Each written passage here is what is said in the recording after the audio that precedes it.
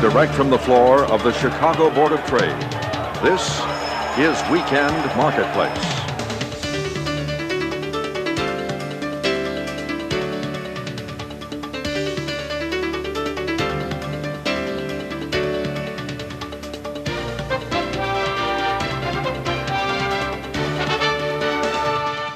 These are times of great change for CNH Global, the company formed by the merger of Case and New Holland.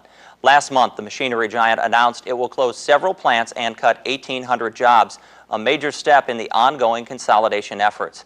How could these changes impact farm country? It's a question best answered by CNH Chairman and CEO Jean-Pierre Rosso.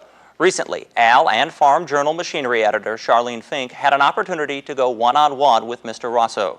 Charlene has the first question.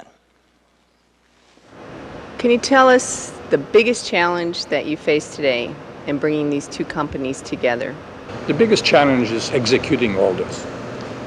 So it's just, we have a great plan. We know it's going to work. We're very, very confident about the synergies, and we're very confident about the multiple brand platform. We're very confident we're going to be able to deliver more products, more services at a lower cost to our customers through our dealers. Very confident about that. We've done this before. Case and International Harvester have merged. Ford and New Holland have merged. So both companies coming together have a lot of history in doing this thing. So, which is why I think we have credibility in the marketplace that those guys can do it. And we're pretty confident we're going to do it. What can you tell us about the products we can expect in the future? Both New Holland and Case IH are already full liners on a global basis. Full liners on a global basis. And we're not quite full liners on a global basis yet, but we will be. And that's a tall order, but that's how we're going to be the premier ag company in the world, is by having two full line brands around the world. How are we going to be able to have common products with a common platform but different designs? When the New Holland customer will look at the next Genesis, they will recognize a New Holland tractor in that category with features they're used to, with a look and feel that they're used to. It will be a new Genesis. It will be different from the current Magnum. But yes, indeed, there will be some common components between the two. And we will never trade off the differentiation against the commonality. What will win is the differentiation, if you like. So that's the rule. And whatever can be common will be common, provided the products are differentiated. So we won't see a Genesis with Magnum characteristics or a Magnum with, say, a SuperSteer axle? No, that's a very good example. We will not see a SuperSteer on a Magnum, on a red Magnum. That's right. If you would, I'd like for you to give me an example or perhaps some examples of the platform approach, maybe as it's being used in the auto industry. We will be faithful to what we call the DNA of the brand.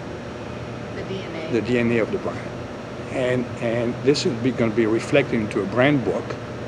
This is all automotive industry process. It will be reflected in the brand book. This brand stands for this. The customers of this brand expect this, and they will get this. Both companies in the past have had extremely good credit available for producers for their products, as well as lease arrangements. How do we stand today, and what's going to change in the future, if anything? We have the two companies together, put together a credit company. We call it CNH Capital. That's going to have Case IH financing products and New Holland financing products through the dealerships. So the product's going to show up as a Case IH product, or as a, again, financing product or New Holland product. But back office will be the same. So when you put those two together, we have in excess of $11 or $12 billion portfolio. We're a huge credit company. We're expanding worldwide. We're expanding in Europe with our own company. But in the US already, we're a huge credit company, one of the top credit companies in the country. And if there's one message, one last thing you'd like to tell your farmer customers, what would that be? That we are there and we exist only to make them successful. I've always said we can only be successful if our customers are successful with the product and services that we provide them with. If they don't succeed with those products and services, there's no way we can be successful. So we have to keep that in mind. We're only driven by our customers' success.